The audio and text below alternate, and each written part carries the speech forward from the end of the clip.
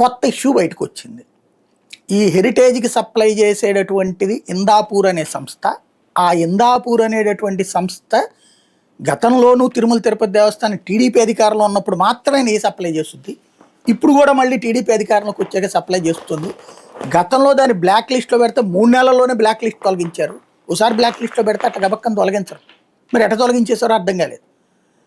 అట్లాగా అప్పుడు సప్లై చేసింది, ఇప్పుడు సప్లై చేసింది. రేట్లు 300 నుంచి 650 రూపాయలకి పెట్టేసి చేస్తున్నారు. దాంతోపాటుగా పాల ఉత్పత్తుల్లో ఉప పదార్థం కాబట్టి నెయ్యి తక్కువ రేటుకి దొరుకుతుంది. కానీ అసలు ఈ వంక పెట్టి నెయ్యిని వాళ్ళ ఇష్టం వచ్చినటువంటి రేట్లకి కొనడానికి వీలవుతోంది అన్నటువంటి విషయాన్ని జగన్మోహన్ రెడ్డి రైట్ చేసుకొచ్చాడు. ఈలోపు ఏమైంది, ఈ పాయింట్ ఎప్పుడైతే బయటకు వచ్చిందో ఇక ఎదురుదాడి చేయాలంటే డిఫెన్స్ అయిపోతుంది. అఫెన్స్ స్టేజ్లో ఉంది మొన్నటిదాకా.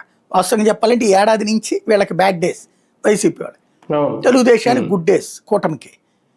అలాంటి స్టేజ్ నుంచి సిట్ నివేదిక దగ్గర నుంచి సీన్ మారిపోయింది. నేను ఆ సిట్ నివేదిక ఆ రోజున చూసి సబ్మిట్ చేసేసారు ఫైనల్ రిపోర్ట్ అనగానే ఫస్ట్ నేను వీడియో చేశాను.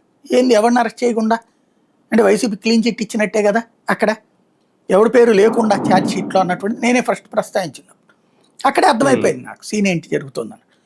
ఇక ఆ తర్వాత దాన్ని డైవర్ట్ చేసుకోవడానికి ఇన్ని కథలు నడిచినాయి. ఒకసారి నా వీడియోలు ఫాలో అయితే అది అర్థమవుతుంది. అది అయిపోయింది.